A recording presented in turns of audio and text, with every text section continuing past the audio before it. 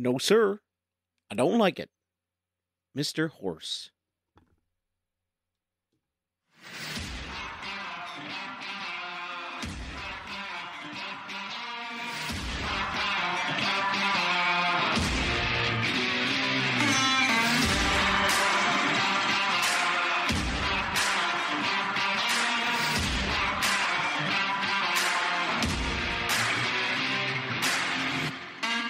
Hello and welcome to Peace, Love, and Robots.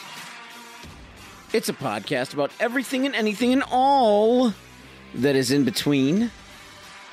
I'm your host, Jeremy, and this is season number 2, episode number 5, for October 6th, 2021.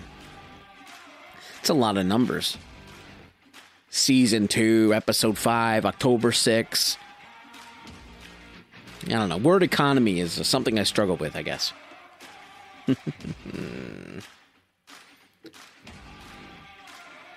How's your week been? Did you survive the great Facebook outage of 2021? I think it was my fault. Because, like an old man, I still use Facebook. Yeah. It's mostly Messenger, but I still use Facebook. And, well, you know, I was on the feed. One of my friends, well, I made them mad. And you know, I'm a lovable guy. How does that actually happen? How could I possibly make someone upset? I mean, just look at me. I'm a cheerful fella. Well, anyway, this person shared a post that, basically talked about how much vacation time Europeans get, because they get more vacation time than we do here in the States. Sure, okay, that's nice. And then this person actually lived in Germany for a while, and she said that you know, that because of this, the people in Germany seemed very laid back and more concerned about their health, suggesting there's a correlation between that and the amount of time off they got. And, you know, there's that scene in, I don't know what movie it was. I can't remember now. Tom Hardy. Oh, Mad Max. Mad Max. He sees something, he goes, "That's bait." Yeah, I took the bait. And I said that I actually prefer Germans to be laid back because, I mean, last time they were really motivated. They had tried to take over the world and exterminated 6 million Jews. So if that prevents people from happening, or if it prevents that from happening again, I'd give them the summer off forever. Okay?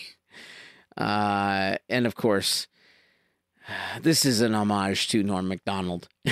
And but she was upset, and she deleted my comment, and for fear of offending or making her German friends upset, and it was probably a good idea. I mean, angry Germans are just as bad as motivated ones. I mean, the last time they were angry, they tried to take over the world and exterminated 6 million Jews. So if it prevents that from happening, let's delete my post and keep them as happy as possible. Anyway, enough about the Germans. As always, this podcast is brought to you by the ads. I talked through the entire song, and we're still in the intro.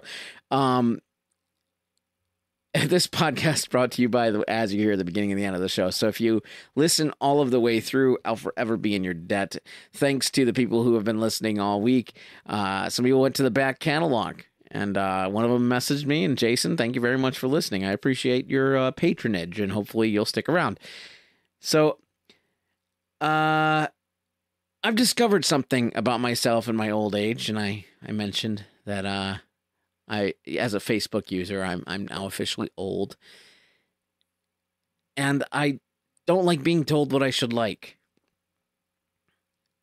Let me tell you how I came to this realization. I follow a lot of entertainment blogs and magazines on social media. For a while, I was an Entertainment Weekly subscriber. I'm not anymore. And who reads magazines anymore? But I'm a pop culture aficionado. I sort of feel like I should have my finger on the pulse of what distractions are currently available in movies and TV especially. And this is really the best way to do it. But lately, especially in the last few years, I've noticed something, and it's gotten to the point that not only are the magazines and blogs doing this, it's seeped into the timelines of my friends and people I actually admire. It's the trend of sharing and popularizing specific forms of media, movies, television shows, basically making stuff out to be must see or can't miss. They're playing into the FOMO, the fear of missing out. Like, you have to watch this show. And I've been a part of it, I when Breaking Bad was on, for instance, I would tweet about that and stuff. But entertainment blogs and Facebook pages are one thing. Content is their job. They have to create content in order to keep their business alive. Why am I doing a podcast? To keep my Facebook page active and my Spreaker page active. So creating content, that's their job. But I don't go a day without seeing a dozen or so posts or more from each of them. And some of them are the same thing, all shilling the similar stuff. And then it's when my friends join in and talk about how awesome something is that I start to get bothered. All right, I have a story. It's a little backstory. I'm going to spare you all of the details. The names and the circumstances are going to be changed to protect the guilty. But it involves a horrible, horrible Christian movie. Basically, this dude I knew from church kept telling me how awesome this Christian movie was. Like, every time we talked, he would shoehorn it into the conversation. I had a absolutely horrible fantasy football game last week. Oh, yeah? That's too bad. You should totally watch. Insert movie title here. My kids were driving me crazy yesterday. Oh, I'm sorry, man. I think your life would improve 10,000% if you watched. Insert movie title here. So to shut them up, I finally watched it, and it sucked. Okay? It really sucked. It sucked so bad that if I could go back in time, I wouldn't try to change the entire world for the better. It would be to stop me from renting that movie on Amazon. I wanted my $6 back. Now, I won't go into details on the blowback from that particular movie watching experience because, trust me, I lost friends over it. But it taught me one of the truest things I know. For the most part, people don't know what most other people will like. Let me give you another personal example. And this may cost me a few more friends, but I'm willing to do it. I'm not going to miss my shot. Okay? I'm going to qualify this by saying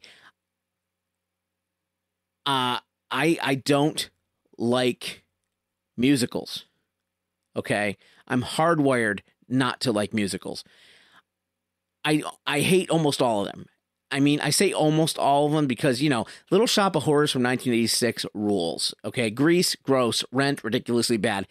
And Hamilton, overhyped. Absolutely overhyped. I tried watching it. Disney Plus dropped it, to help us stay at home for the pandemic. They gave us a live version of, recorded version of the play, Hamilton. I tried. I really tried. And I didn't like it. I have the freedom not to like it. And it's just as valid a choice as you people out there who are running around singing.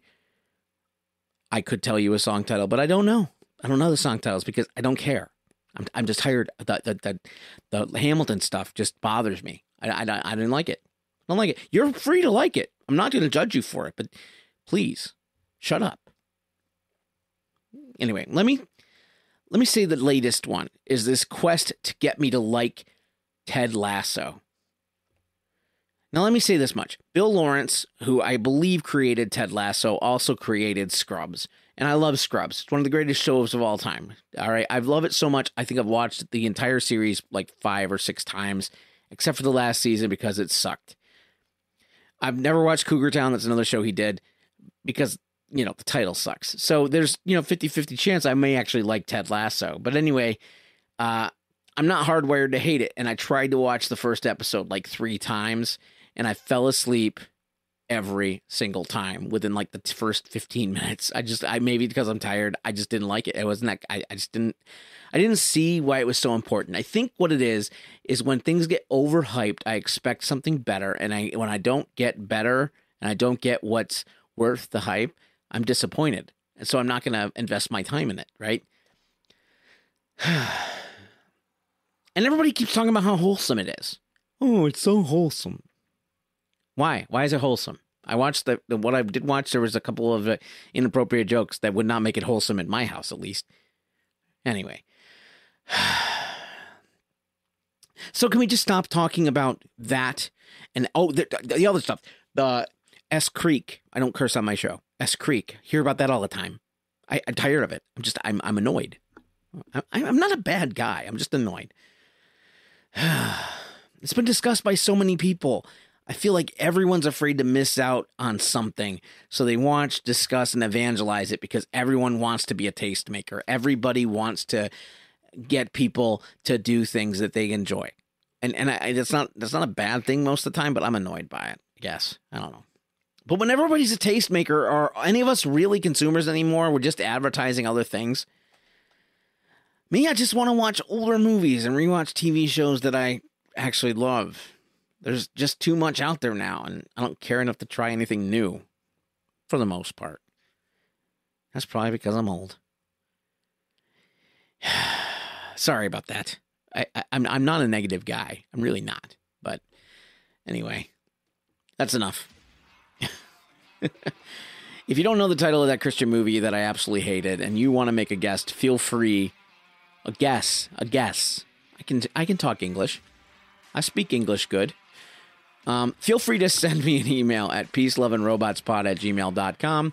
That's peaceloveandrobotspod@gmail.com. Or you can leave me a voicemail. 585-371-8986. That's 585-371-8986. I'd love to hear from you. Peace, love, and robots. The peace, love, and robots really shows. See ya.